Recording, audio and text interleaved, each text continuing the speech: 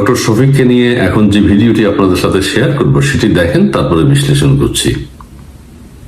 রাজশাহী ইউনিভার্সিটির একটা হল, শুধু শেরেবাংলা হলে আমাদের যে অস্ত্র আছে সেই অস্ত্র দিয়ে রাজশাহীর পুরো প্রশাসনকে আমরা এক সপ্তাহ চ্যালেঞ্জ করতে পারব।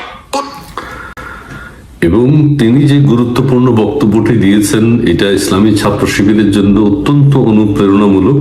তিনি বলেছেন রাজশাহী ইউনিভার্সিটি পুরোটা দরকার নেই, শুধু একটা মাত্র হল শেরেবাংলা হলে আমাদের যেই পরিমাণ অস্ত্র আছে সেটা দিয়ে রাজশাহীর পুরো প্রশাসনকে এক সপ্তাহ চ্যালেঞ্জ করা যাবে। তার মানে রাজশাহী ইউনিভার্সিটির সবগুলো হল যদি হয় তাহলে কোথায় গিয়ে দাঁড়াবে? বাংলাদেশের সবগুলো ইউনিভার্সিটি যদি হয় তাহলে কি হবে? এবং 5ই আগস্টে কিন্তু তারা দেখিয়েছেন, এটা অনেক আগের বক্তব্য, কিন্তু 5ই আগস্টে তারা যে সমৃদ্ধশালী অস্ত্রাগার তাদের রয়েছে সেটা কিন্তু তিনি বলেছেন। এখন এই কথাটাকে নিয়ে নানান রকম দ্বন্দ্ব দেখা দিয়েছে। কেউ বলছেন যে এটা এআই দিয়ে কোনো দুষ্ট লোক তার মুখ দিয়ে কথাগুলো বলিয়েছে, এআই আর্টিফিশিয়াল ইন্টেলিজেন্স ব্যবহার করেছে, তিনি এই কথা বলতে পারেন না, তিনি এই ধরনের কথা তার মুখ দিয়ে, তার পবিত্র মুখ দিয়ে বের হবে না। এআই এর একটা কারসাজি হতে পারে। আরেকটা হচ্ছে বডি ডাবল করে কত কিছু করা যায়। আমার মতো আরেকজনকে তৈরি করে ফেললো, আমার তার মুখ দিয়ে এই কথাগুলো বলা হলো কিন্তু দোষ পড়লো আমার, সেটাও হতে পারে। এগুলো বলছে কারণ তিনি যে নীতি, যে আদর্শের মানুষ এবং নতুন প্রজন্মকে তিনি যেভাবে উদ্বুদ্ধ করেন, মোটিভেট করেন, তার মুখ দিয়ে আমরা যদি বক্তব্যটা আবার একটু শুনি, এই শুধু বক্তব্যটা আসে না ঠিক মতো, আবার একটু শুনি, খুব ভালো লাগবে আমাদের। পুরো রাজশাহী ইউনিভার্সিটি লাগবে। রাজশাহী ইউনিভার্সিটির একটা হল, শুধু শেরেবাংলা হলে আমাদের যে অস্ত্র আছে সেই অস্ত্র দিয়ে রাজশাহীর পুরো প্রশাসনকে আমরা এক সপ্তাহ চ্যালেঞ্জ করতে পারব। এবং আবার অনেকে কিন্তু আমিন বলেছেন। ওখানে তার অনুসারী ভক্ত যারা রয়েছেন, জামায়াতে ইসলামীর হতে পারে, ইসলামী ছাত্র শিবিরের হতে পারে, তারা কিন্তু তার এই বক্তব্য শুনে আমিন বলেছেন। নিচে আবার আরেকটা পত্রিকার কাটিং প্রথম আলো কারা যেন দিয়েছে। প্রথম আলো একটা বিতর্কিত পত্রিকা, জামাত নেতার বাড়ি থেকে বোমা তৈরির বিপুল সরঞ্জাম উদ্ধার। এটি কিন্তু এই সময়ের না, আমি আবার বলছি এই বক্তব্যগুলো আরো আগের। তিনি যখন আরো জিহাদি ছিলেন, আরো জোশ ছিল তার বডিতে, তখন তিনি এই ধরনের কথা বলেছেন। এবং এটা ছাত্রীদের জন্য, ইসলামী ছাত্র শিবির যারা করেন তাদের জন্য খুবই অনুপ্রেরণামূলক। এবং যারা ইসলামী শাসন কায়েম করতে চান, ইসলামী ছাত্র শিবিরে, জামাতে ইসলামে যোগ দিতে চান, তাদের জন্য খুব উদ্দীপনামূলক বক্তব্য এটি। এবং এই বক্তব্য স্মরণে রাখার মতো, এই বক্তব্য অত্যন্ত স্মরণীয় হয়ে থাকবে সারা বাংলাদেশের মানুষের কাছে। আমরা ডক্টর শফিক যে কথা বলেন, তিনি যে সময় যে কথা বলেছেন মানুষ ভক্ত হয়ে গেছে। তিনি তার যে কথা বলেন স্টাইল, তিনি যে আবেগ নিয়ে কথা বলেন, তার যে থ্রোয়িং, তার যে এক্সপ্রেশন অসাধারণ। আমিও তার ভক্ত, অনেকেই তার ভক্ত আছেন।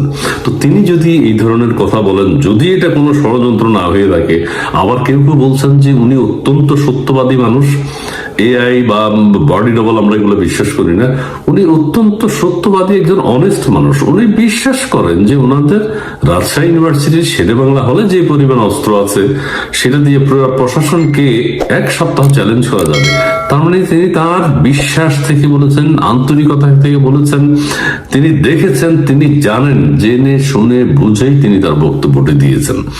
কাজেই তিনি কখনো কোনো প্রকার বিতর্কিত কথা বলে আলোচনায় আসতে চান না। তার বিশ্বাস, তার শ্রদ্ধা, তার ভালোবাসা দলের প্রতি, সেই দলের প্রতি তার যে বন্ডিংস, তার যে বাইন্ডিংস, তার যে আনুগত্য, দলকে কিভাবে শীর্ষে নিয়ে যেতে হবে, অস্ত্র হোক, বোমা হোক, গুলি হোক, দেশ ধ্বংস করে হোক, রাজশাহী ইউনিভার্সিটি, চিটাগাং ইউনিভার্সিটি বা অন্যান্য ইউনিভার্সিটি যা আছে সব ধ্বংস করে হলেও তাদের ক্ষমতায় আসতে হবে।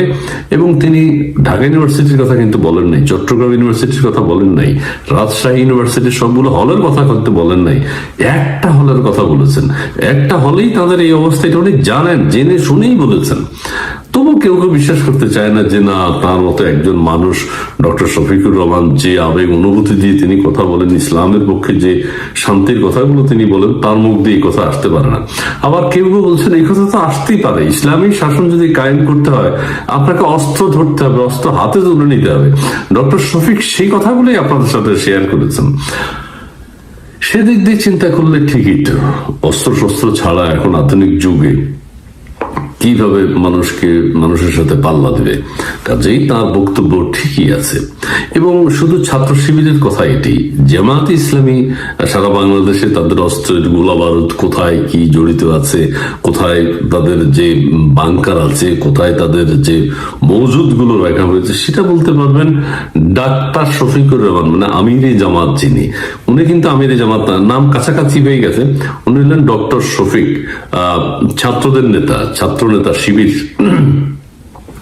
সেই ক্ষেত্রে দলের প্রধান যিনি আছেন তার কাছ থেকে হয়তো ক্যান্টনমেন্ট, জামাতে ইসলামী ক্যান্টনমেন্ট কোথায় আছে সেটা আমরা জানতে পারবো। কিন্তু ডক্টর শফিকের এই কথাটি আমরা কিন্তু কেউ কেউ নিচ্ছেন না, গ্রহণ করতে পারছেন না, আবার কেউ কেউ বলছেন তিনি কখনো অসত্য কথা বলেন না, তিনি একজন সত্যবাদী মানুষ, সত্যের পক্ষে থাকেন, ন্যায়ের পক্ষে থাকেন। পুরো রাজশাহী ইউনিভার্সিটি লাগবে, আর রাজশাহী ইউনিভার্সিটির একটা হল, শুধু শেরে বাংলা হলে আমাদের যে অস্ত্র আছে সেই অস্ত্র দিয়ে রাজশাহী পুরো প্রশাসনকে আমরা এক সপ্তাহ চ্যালেঞ্জ করতে পারবো। বাহ বাহ বাহ, আমিন আমিন আমিন, খুবই ভালো কথা কিন্তু বারবার শুনতে ইচ্ছে করে, এই জন্য আপনাদেরকে 3 বার শোনালাম।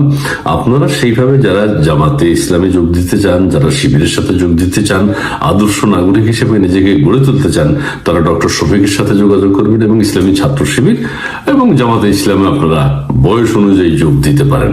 প্রিয় দর্শক, যাক, আমি এই কথাগুলো কিন্তু উনি বলেছেন এটা আমি বিশ্বাস করতে চাই না, আমি বিশ্বাস করতে চাই এআই দিয়ে, আর্টিফিশিয়াল ইন্টেলিজেন্স দিয়ে কোনো দুষ্ট তার মুখ দিয়ে কথাগুলো বলিয়েছে। সবাই ভালো থাকবেন, ধন্যবাদ।